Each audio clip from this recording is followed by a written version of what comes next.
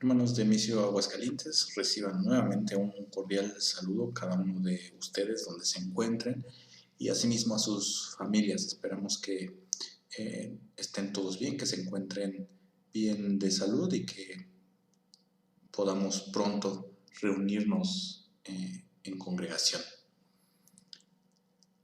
Muy bien, pues en este estudio vamos a tratar de hablar un poco acerca de la pregunta 27 del Catecismo Menor de Westminster. La pregunta 27 dice: ¿en qué consistió la humillación de Cristo?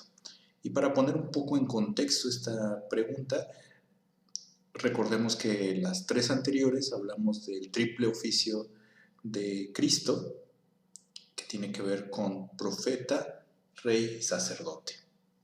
Hablamos un poco acerca de cada uno de estas características del oficio. Hablamos, por ejemplo, de Cristo como profeta y por supuesto los textos bíblicos que lo avalan, enfatizando que un profeta es alguien que está avalado, que está mandado por Dios para hablar acerca de lo que quiere Dios del hombre. Sacerdote, hablamos un poco acerca de el énfasis que tiene esta reconciliación, este sacrificio como parte fundamental del oficio de sacerdote, y también de rey, como alguien soberano, como alguien dueño, como alguien que tiene la autoridad, como alguien que puede decidir, como alguien que tiene una gran autoridad en algo. Entonces, profeta, rey y sacerdote son cosas que estudiamos, que vimos algunos textos de cómo esto se aplicaba a Cristo. Y ahora, ¿cómo es posible que en esta pregunta 27 ahora nos refiramos a una humillación de Cristo, una humillación de este profeta que ha sido avalado por Dios, como este sacerdote que puede reconciliar al hombre con su Dios, y a este rey soberano? ¿Cómo alguien con estas características pasa humillación? Regresando un poco a esta caricatura, a esta sola descripción muy burda de la salvación a través de términos jurídicos, pues en la televisión y en los noticiarios nos muestran a la gente con autoridad, a los jueces o incluso a los abogados, pues como personas bien trajeadas, bien elegantes, con ciertas características que buscan enfatizar su autoridad. Y es verdad, pues tienen cierta autoridad, e incluso las estructuras gubernamentales buscan mostrar, buscan puntualizar esta cierta autoridad. Vemos en las películas nuevamente esta imagen de un abogado que intercede por alguien como una persona bien trajeada. Sin embargo, lo que vemos en la Escritura es que este profeta, sacerdote y rey se presentó no usando recursos legítimamente suyos, por supuesto, para hacerse las cosas más fáciles, sino al contrario, lo que vemos es una humillación. Y voy a dar lectura ahora a la respuesta de la pregunta 27, la repito también: ¿en qué consistió la humillación de Cristo?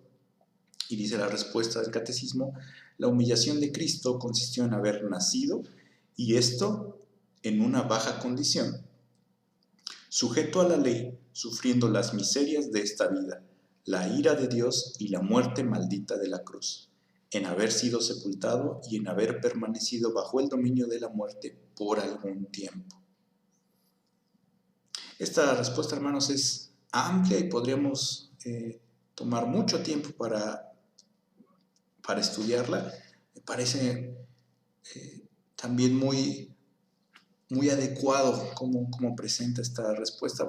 Voy a dar lectura a algunos textos sin que sean los únicos, pero iremos dando lectura a algunos textos bíblicos que por supuesto sustentan esto. Uno de ellos es Lucas 2.7. Lucas 2.7 es un texto conocido, dice así: dio a luz a su hijo primogénito y lo envolvió en pañales y lo acostó en un pesebre porque no había lugar para ellos en el mesón. No un castillo, no un reino completo, no las mejores habitaciones en este humilde lugar, no, dice en un pesebre. Así lo muestra la Escritura, y en esto tiene que ver con lo que hablábamos de la humillación. Después Filipenses 2.7 dice así, Filipenses 2.7, voy a leer 7 y 8, sino que se despojó a sí mismo, tomando forma de siervo, hecho semejante a los hombres, y estando en condición de hombre, se humilló a sí mismo, haciéndose obediente hasta la muerte y muerte de cruz.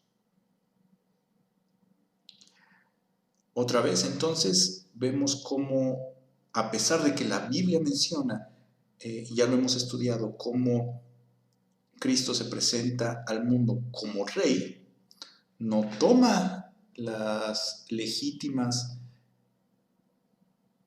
opciones o las legítimas consideraciones que tendría un rey con su reino, sino que se humilla a sí mismo, deja eso y se hace siervo, semejante a los hombres. Ahora, quisiera ir hermanos, a Gálatas 4, y voy a dar lectura a los versos 4 y 5. Y estos están muy ligados a los versos que leímos anteriormente en Filipenses. Dice así Gálatas 4, de 4 y 5, pero cuando vino el cumplimiento del tiempo, Dios envió a su Hijo, nacido de mujer y nacido bajo la ley, para que redimiese a los que estaban bajo la ley, a fin de que recibiésemos la adopción de hijos. Y aquí me parece importante resaltar esto de nacido bajo la ley. Nacido bajo la ley. Yo creo que una buena forma de entender esto no es solamente como la ley judía, sino en general como esta condición humana después del pecado.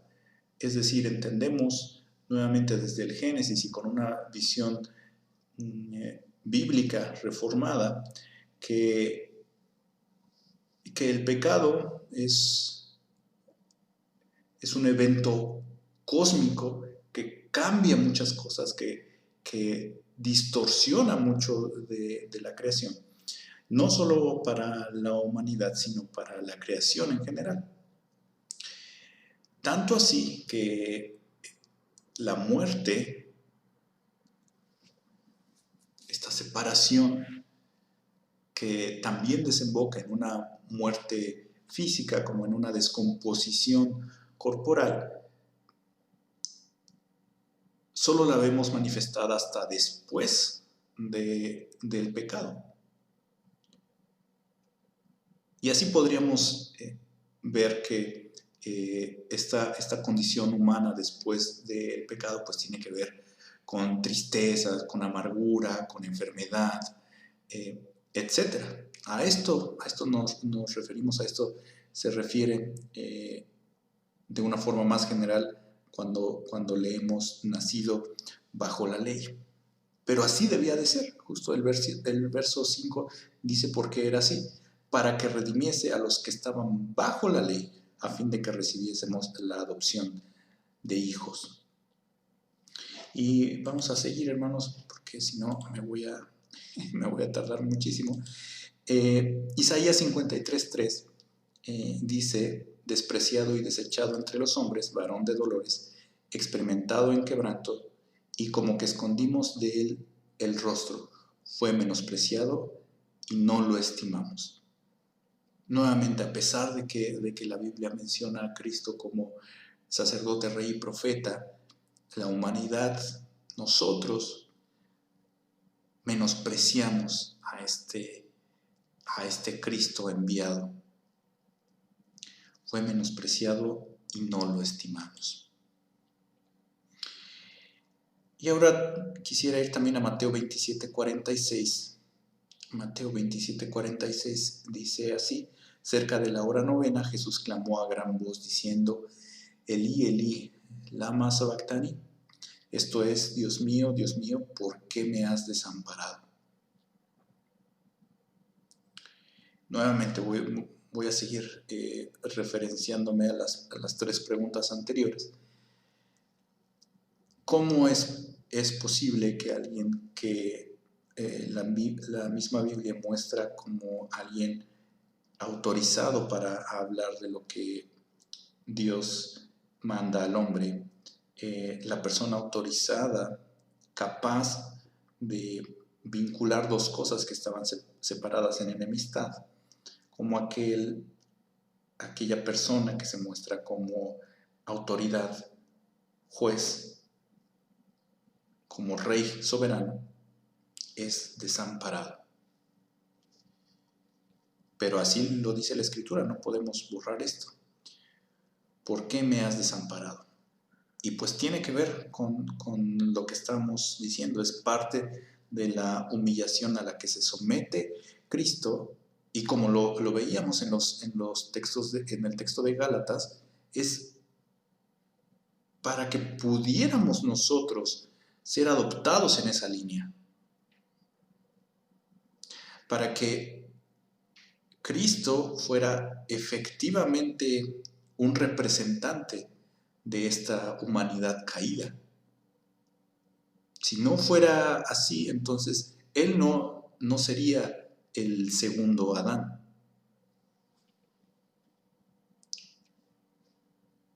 Es muy interesante. Pero voy a seguir, hermanos, con Gálatas 3. Ahora quisiera leer Gálatas 3.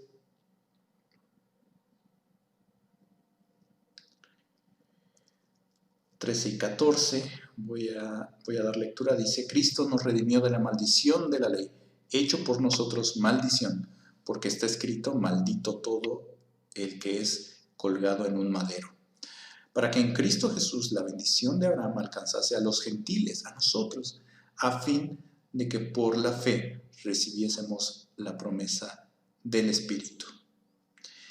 Y esto de morir en la cruz, en una muerte penosa, vergonzosa. En un momento voy a dar lectura también a un párrafo escrito por el hermano Luis Berkhoff. Pero claramente aquí en Gálatas vemos cómo este estado de humillación va hasta los límites de la muerte, y muerte de cruz, muerte vergonzosa, no solo para los judíos, sino para cualquier otra persona. Creo que es universalmente entendido que este tipo de muerte pues no es nada agradable, no es nada humano, si se quiere. Está preparado estaba preparado para los peores delincuentes, para que se hiciera mofa de su propia muerte. Así de feo fue esta muerte. Y 1 Corintios 15, 3 y 4 dice: porque primeramente os he enseñado lo que asimismo recibí, que Cristo murió por nuestros pecados conforme a las Escrituras, y que fue sepultado y resucitó al tercer día conforme a las Escrituras. Es muy probable, hermanos, cuando yo estaba leyendo esto, preparando el estudio, veíamos en la predicación del hermano Alejandro cómo Pablo predicaba, Pablo enseñaba hasta altas horas de la noche, y es muy probable que algo así estuviera mostrando a los judíos, ¿no? Con la Escritura, cómo se mostraba que desde la Escritura, desde los textos de la Escritura de los profetas, Cristo estaba ahí. Se veía claramente cómo Cristo iba a morir por nuestros pecados y que además iba a resucitar. Bueno, hermanos, creo que sí me da tiempo de leer un parrafito del hermano Luis Berkhof, El estado de humillación, que dice así: fundándose en Filipenses 2, 7 y 8, que ya leímos, por cierto, la teología reformada distingue dos elementos en la humillación de Cristo. Es decir, uno, la kenosis, que es vaciar, que consiste en haber puesto Él a un lado la divina majestad, la majestad del soberano gobernante del universo, y haber tomado la naturaleza humana en la forma de un siervo. Y dos, la tapeinosis, la humillación, que consiste en haberse sujetado a las demandas y maldición de la ley, y en que durante toda su vida se hizo obediente en acción y sufrimiento hasta el extremo límite de una muerte vergonzosa. Fundándose en el pasaje de Filipenses, puede decirse que el elemento esencial y central en el estado de humillación se encuentra en el hecho de que aquel que era Señor de toda la tierra, el supremo legislador, se colocó bajo la ley, cumpliendo en beneficio de su pueblo con todas las obligaciones representativas y penales que ella imponía. Por esto se hizo legalmente responsable de nuestros pecados y se atrajo la maldición de la ley. Este estado del Salvador, expresado con brevedad en las palabras de Gálatas 4:4, nacido bajo la ley, se refleja en la correspondiente condición que se describe en las diversas etapas de la humillación. En tanto que la teología luterana habla hasta de 8 estados de humillación de Cristo, la teología reformada menciona por lo general 5, es decir, la encarnación, el sufrimiento, la muerte, el entierro y el descenso al Hades. Ahí termina la cita del hermano Berkhof. Y justo estas 5 las podemos ver en el catecismo. Voy a leer nuevamente la respuesta. Bueno, y también la pregunta: ¿en qué consistió la humillación de Cristo? La humillación de Cristo consistió en haber nacido, y esto en una baja condición, sujeto a la ley, sufriendo las miserias de esta vida, la ira de Dios y la muerte maldita de la cruz, en haber sido sepultado y en haber permanecido bajo el dominio de la muerte por algún tiempo. Bueno, hermanos, pues aquí vamos a concluir. Esto es relativamente entendido, lo de la humillación, pero creo que siempre es necesario profundizar y estar meditando acerca de las consecuencias y cómo tiene que influir en nuestra vida. No solo está bien cantarlas, como hay por ahí un canto muy conocido, pero entender hasta dónde la humillación de Cristo tiene lugar debido a que esa es la forma en la que nosotros somos adoptados hijos. Bueno, hermanos, pues un pequeño estudio que espero sea de bendición, y un saludo nuevamente a todos. Dios les bendiga.